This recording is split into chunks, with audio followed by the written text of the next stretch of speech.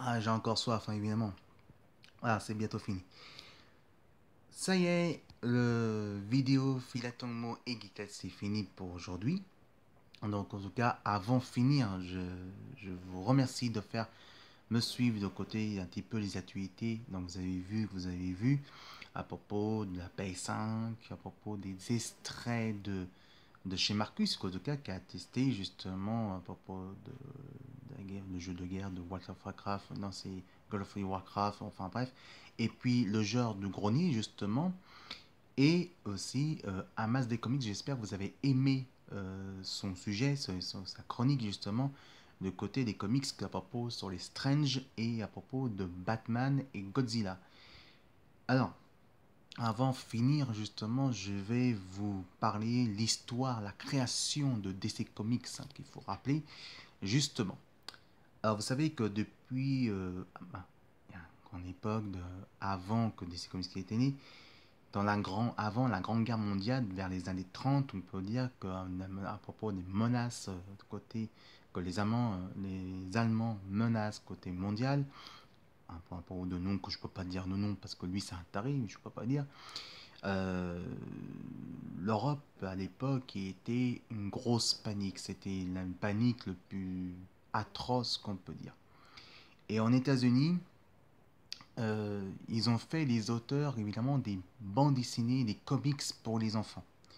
Que ce soit côté de chaque journal de dimanche, que ce soit côté des ancêtres avant les super-héros, ils ont fait Tarzan, ils ont fait Fantôme, ils ont fait les tas de trucs, ils ont fait Flash Gordon justement, que j'ai parlé de la vidéo, qu'on va en parler encore une fois un peu plus dans ce prochain sujet. Et DC Comics, en fait, ils ont ouverture depuis l'entreprise commence à créer en 1934, dans 34-35, mais ils commencent à discuter ce projet. Et DC Comics était né en 1935, avant la création des comics. Et c'est pour ça qu'en 1935, ils ont créé. En 1936, ils ont prévu sortir Action Comics, mais en fait, c'était repoussé 2 ans après. DC Comics est né en 1935. Attendez que c'est bien ça. Oui, en 1935, et évidemment que avant que Superman et Batman étaient nés.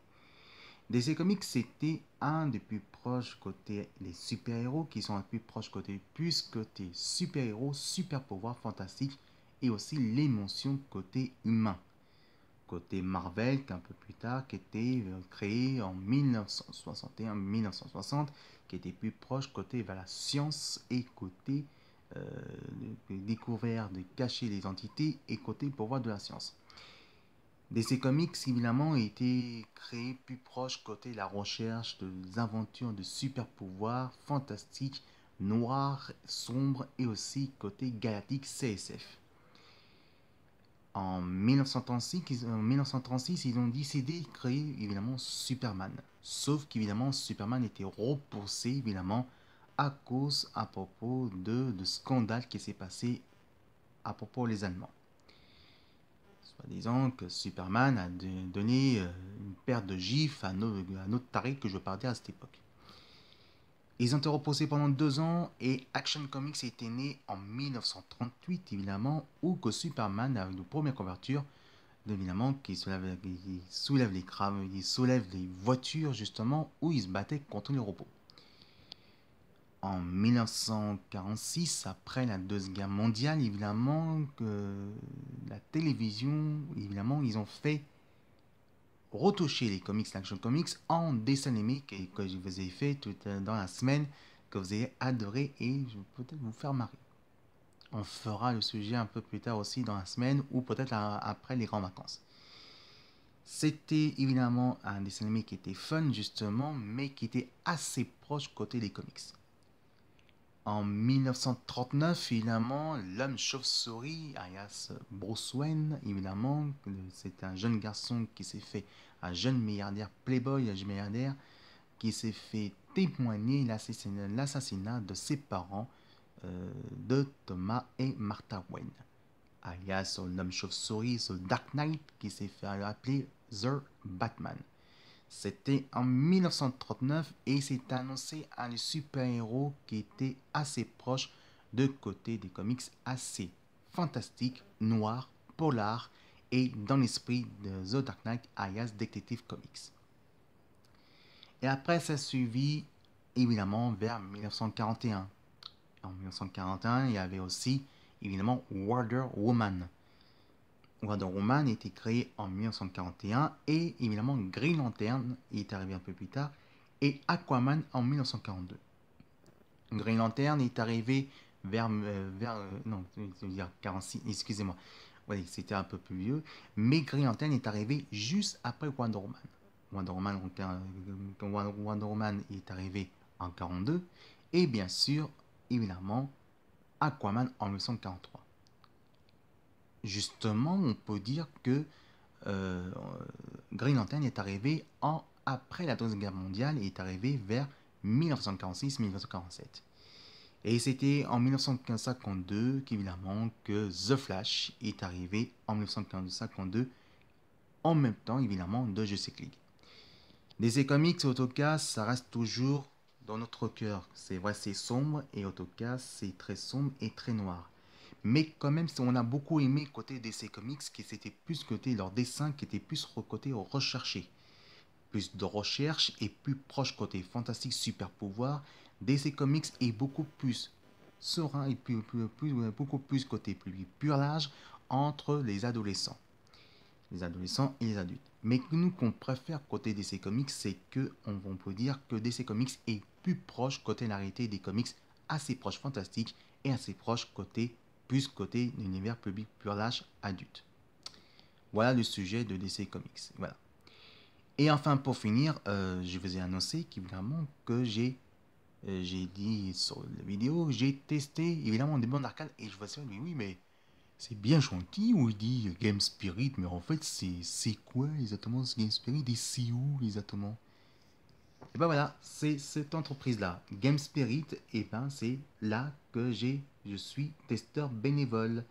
Et oui, c'est un magasin boutique, qui vend des vieux consoles et rétro, que ce soit la Nintendo, que ce soit la NES, la Super NES, la Mega Drive, Atari 2600, aussi et aussi le plus grand ordinateur Amiga, c'est génial, ça c'est vraiment le meilleur, et aussi jusqu'à Nintendo 64, et évidemment il y a aussi évidemment la GameCube, il y a aussi la Dreamcast, il y a aussi, bon je ne vais pas tout exister le nom, jusqu'à aujourd'hui, jusqu'à la PS4.